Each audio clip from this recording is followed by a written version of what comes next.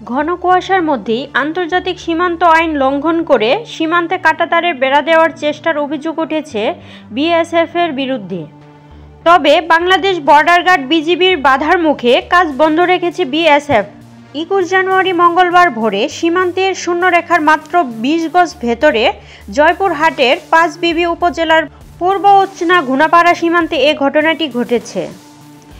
BGB এবং স্থানীয় সূত্রে জানা যায়, ভোরে উপজেলার ধনসি ইউনিয়নের ঘুনাপাড়া সীমান্তের 281 মেইন পিলারের 33 থেকে 34 এবং 35 সাব পিলার পর্যন্ত শূন্যরেখা থেকে আনুমানিক 20 গজ দূরে কাঁটাতারের বেড়া নির্মাণের জন্য কাজ শুরু করেছেন বিএসএফের সদস্যরা।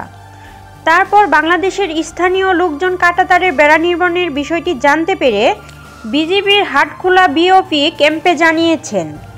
পরে বিজিবির সদস্যরা সকাল 9:30টার দিকে ঘটনাস্থলে গিয়ে বিএসএফ সদস্যর বেড়া নির্মাণের কাজে বাধা দিয়েছেন। তখন বিএসএফের সদস্যরা নির্মাণ কাজ স্থগিত করে চলে যায়।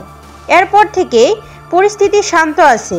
এ ঘটনায় বিজিবির পক্ষ থেকে পতাকা বৈঠকের আহ্বান জানানো হয়েছে।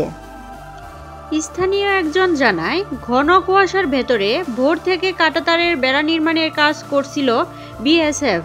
ঘটনাটি জানার পর আমরা বিজিবি ক্যাম্পে জানাই। তারপর বিজিবি সদস্যরা ঘটনাস্থলে গিয়ে কাজ বন্ধ করে দিয়েছে।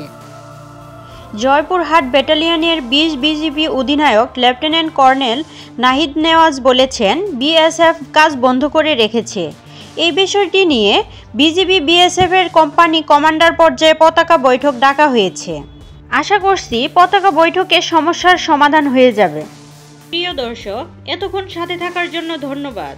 এরকম আরও নিত্য নতুন সংবাদ পেতে আমাদের ওয়াইটিভি নিউজ চ্যানেলটি সাবস্ক্রাইব করুন এবং আপনাদের ভালো লাগলে লাইক, কমেন্ট, শেয়ার করে পাশেই থাকুন।